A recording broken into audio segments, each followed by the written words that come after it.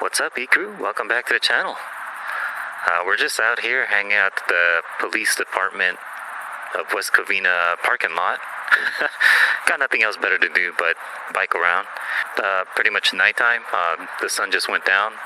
Just wanted to vlog a little bit about pretty much today's e-bike market.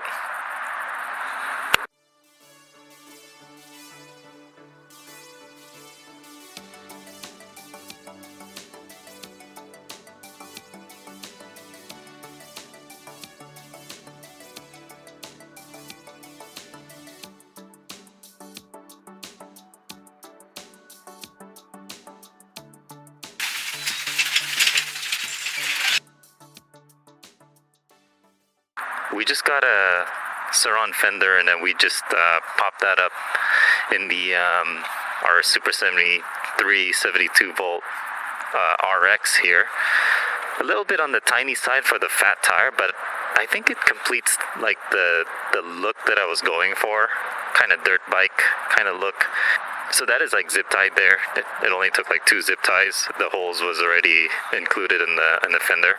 I think it was about $30 on Amazon. I like it. I like it over the stubby original one. Now I'm just kind of shopping around for like a rear fender because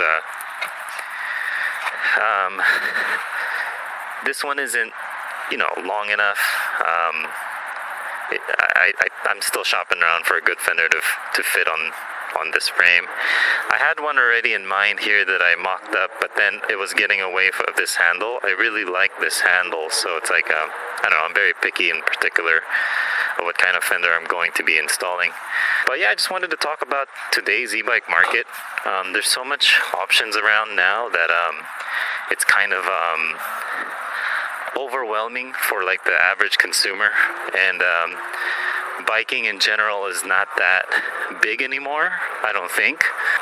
I think e-biking and e-bike sales really had a good turnout when it was pandemic days. There was really nothing else better to do in the world besides go out and e-bike. Everything else was, shut off, and it was like the perfect opportunity for people to just use the empty roads, right? But now, again, I speak about it a lot. The world's pretty much back to normal-ish, at least for the most part. Events and activities are back in action. I'm pretty sure e-bike sales are down. I see a lot of discounts happening.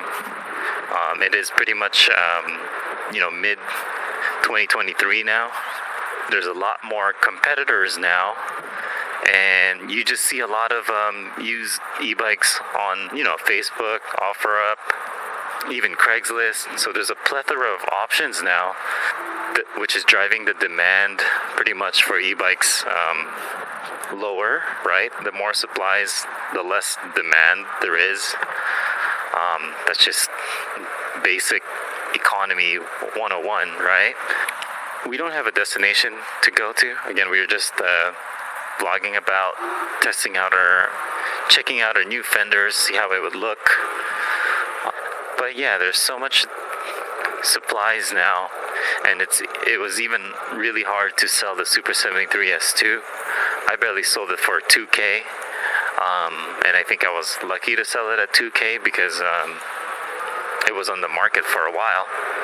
I started at $2,300, which I thought was a fair price, but no one wanted to buy it at that. So I sold it for $2K. A week ago, I saw a Super73 RX for $2,300 on Facebook Marketplace. That immediately sold. I wanted to almost buy it. It was very tempting to buy it. But yeah, I think I wanted to just note that, it's kind of tough times right now. I'm in real estate, and inflation rates are so high that no one's buying or selling. So it kind of goes hand in hand with the economy, inflation, and mortgage rates are really high right now. And that's kind of driving the economy real slow. And yeah, e-biking is, I think, in its it's becoming the norm now, so it's not booming anymore as much as it once was. And not only that, there's just so much other companies that got into it now. I think there even BMW. I think Tesla's on its way to making an e-bike. A bunch of other companies that are just coming up with new e-bike ideas. I think the Super73 RX right now is $4,000 already, and people would rather just buy a car, you know? Wow, I did not know that there's a festival or a fair going on here, so let's investigate. This is cool. It doesn't look like it's open, but it's like the circus caballero, one or the other. Is there an entrance fee?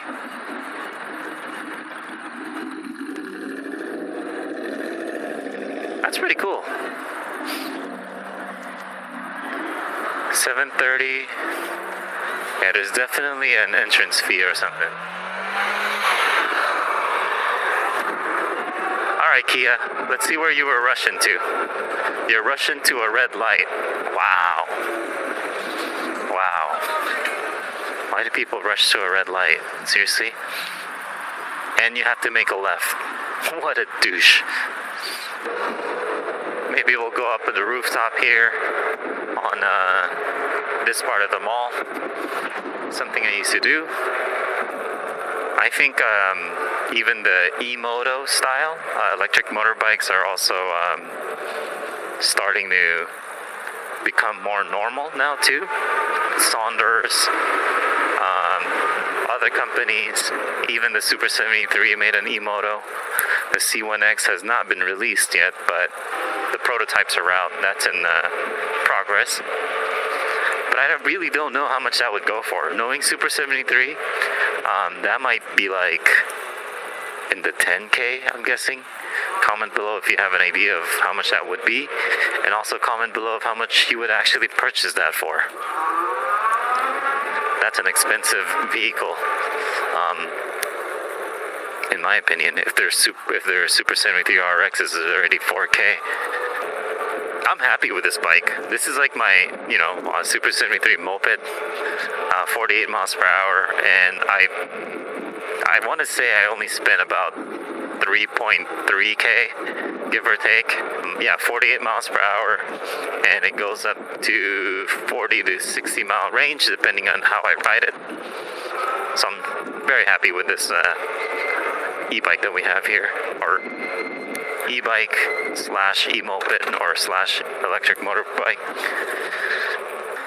I've been using this as my go-to for driveway food, errands that you can do without leaving it unattended. This has been really useful for those kind of small errands. There's no way I want to leave this unattended. No way. I don't know. What do you guys think about how the e-bike market's coming? There's even talks of recession, and right now the way economy is going, and there's a lot of layoffs going on. Money is tight right now. In other words, everyone's prioritizing what is important to them, and e-bikes are obviously like something that's not really a priority. Unless you're using it for business, I think that would be a priority in that case. It's really a good alternative. I'm thinking of even delivering food on this. I think that might be something real fun. Portos is closed, but someone's playing music, and there's one guy in there. I might just apply here. I want to be the closer of Portos. So I'm trying to come up with a business of some sort. I've always wanted my own campground. I would have all kinds of recreation activities like e-biking, bike tours, hiking tours, like a swimming pool somewhere to a water feature of some sort, and like cabins. So it's not just primitive camping, kind of like Camp Koa. Basically exactly like Camp Koa. It's like a family-friendly camping site. They're all over California, and not just California. I think they're branching out in different states too. That's a Jurassic Park vehicle. What's that doing here? Yeah, I'm pretty sure e-bike sales are down now that, market is, the economy is slow right now. Times are kind of tough right now. I wouldn't say it's a recession just yet, but it's definitely not booming. It's definitely not the good old times where inflation is low. So the economy morale is not doing too well right now, in my opinion. Let me know what you guys think, if e-bikes are going to get lower anytime soon, lower than they are, or do you think they're going to be more expensive? Let me know. Super73 is the only company that I know that's up their prices. Really, really strange in my opinion. But I guess, it's with the times. They're just going with inflation prices. I guess everyone's affected with inflation, so I guess they have every right to raise their prices. But if I had to guess their sales, like their adventure series is just, I have no idea what they did. They just added a 10-speed kit and maybe a better suspensions and popped the prices even more. It's hard to justify what it is, but it is what it is. All right, guys. That's my riff, and that's my rambling about today's e-bike market. That's going to be in today's vlog, folks. Thank you for tuning in. Like and subscribe for more content. Check out the useful links in the description below for discounts on an arielrider, Super73, or a bafang DIY kit. DIYs might be the better route right now, because you could save some money and be your own technical support. But I do note that the resale value on those is pretty bad too. It's really hard and challenging to sell a bafang DIY kit, and that's because most people that are looking into it are DIYers that they would just want to do it themselves, right? So that kind of makes sense, and it's very customized. Anytime you customize a bike or a vehicle, the resale value is definitely going to be lower than your typical bikes that you can just buy. All right, guys, that's a wrap. See you guys in the next vlog. Peace.